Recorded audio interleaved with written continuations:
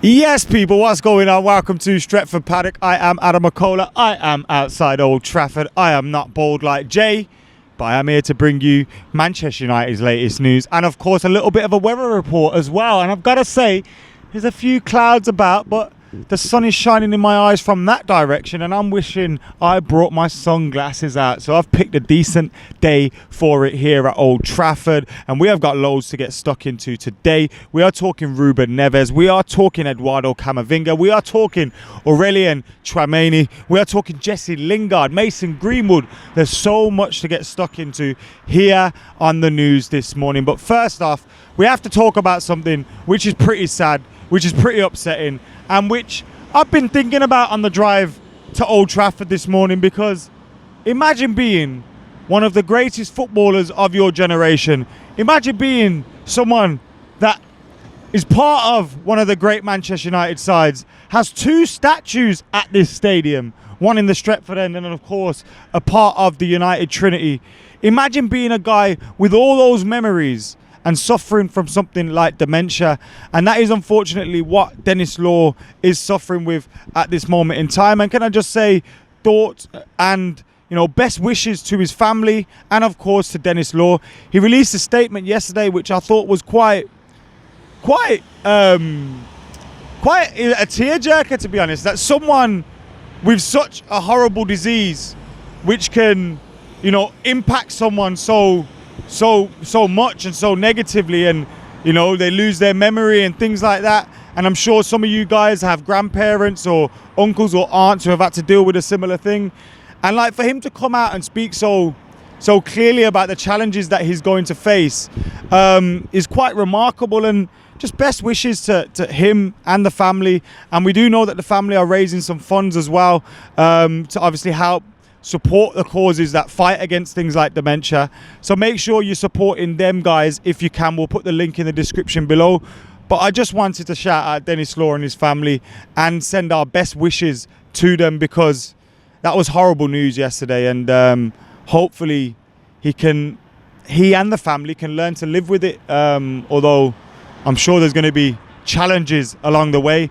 So shout out to Denis Law, the lawman, an absolute legend here at Old Trafford and across the city as well. Shout out to Denis Law, man. What a bloke. I got to meet him as well when the class of 92 played Salford City in a friendly when the Nevilles and everyone had just got involved with the club. And he was one of the nicest fellas ever.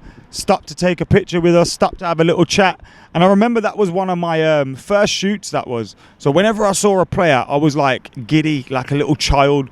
And yeah, man, Denis Law was just absolutely amazing with me. So yeah, shout out Denis Law. Hopefully things are easy for him and his family. We are obviously going to move on from that into some football news. And Ian Wright has been speaking about Mason Greenwood, from one decent striker to a very good striker, Ian Wright to Mason Greenwood. And he says Mason Greenwood's talent is frightening. And we know, don't we? Look how many goals he's scored as a young striker for Manchester United already. He's scoring goals, he's putting in performances. That finish the other day against Leeds United here at Old Trafford was absolutely incredible as well. Left foot, right foot, composure, he has it all.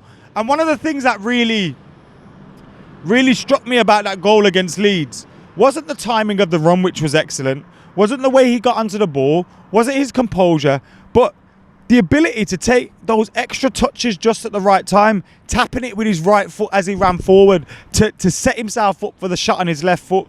I thought that was fantastic, and it shows you the levels of composure that we have in Mason Greenwood.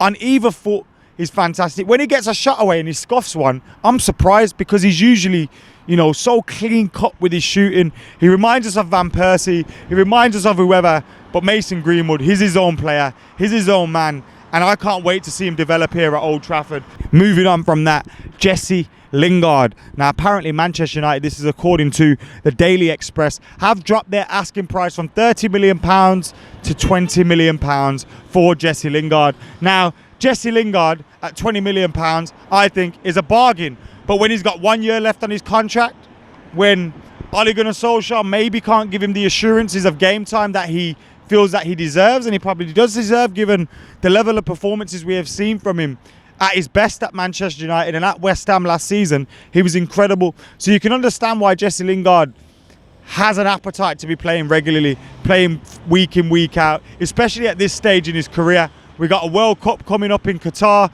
You know, he was involved in the last World Cup with England. He wasn't involved in the Euros for England. So that will be playing on his mind. And Jesse Lingard's a player that has the utmost confidence in his own ability. He will want to be playing week in, week out somewhere. And West Ham are still interested in him. Apparently, he's still potentially interested in West Ham. But I imagine he's keeping his options open because he probably knows there's a Champions League club somewhere that may come into the market for him, especially if that price tag is dropped down a little bit. But it does look like, and the rumours that we're hearing now, is Jesse Lingard is probably going to end up leaving Manchester United. And you know what? I'll be massively, massively disappointed about that. I think it has to be done. It's probably the best for him and best for the club because he doesn't deserve to be sat on the bench. But I'd be proper disappointed to see Jesse Lingard leaving Manchester United.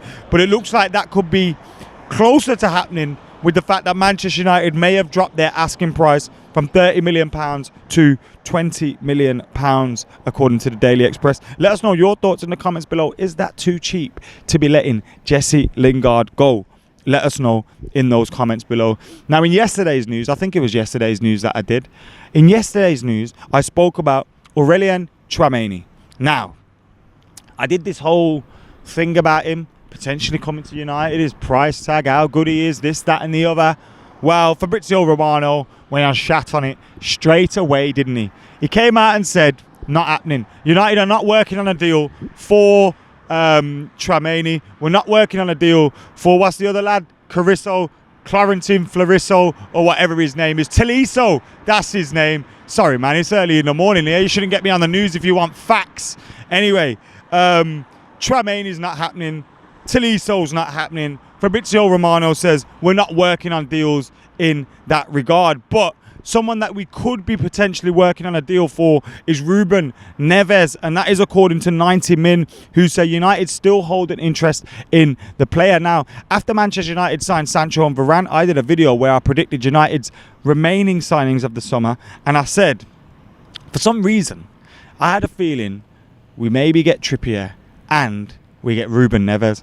I don't know why, it just felt like something, the price tag, the Premier League experience, the age, the position he plays, etc. Now, we might not be that in-your-face DM that we want, but he could play in there like a Carrick-esque style midfielder. And being linked with Manchester United, being linked with a move away from Wolves for around £30-35 million, Manchester United potentially putting someone like Jesse Lingard up for sale at around £20 million. We see potential, other moves. Andreas Pereira sealing a deal with Flamengo. Obviously, that isn't a transfer where we're going to get a fee for him, but we are getting a lot of his wages off the transfer, off the wage bill. And of course, we're getting a player out of the squad, which is massively important as well. So what we could be seeing is United just making that room in the squad for another signing or two. Trippier, Neves maybe, a midfielder hopefully in that position, because as much as we maybe like Trippier to sign as a member of our squad, is he the one we need to sign? No, we need to get in a midfielder. I was trying to predict my team for the preview, and I'm trying to look at who's gonna come in that midfield area. Who are we going to play in number 6? Can we play just one with Pogba and Bruno? And I'm never quite confident when committing to McTominay or Fred or Matic on their own. And there always has to be a variable, whether it's the opposition, whether it's fitness, whether Matic hasn't played in a while, so surely he'll be able to play 90 minutes.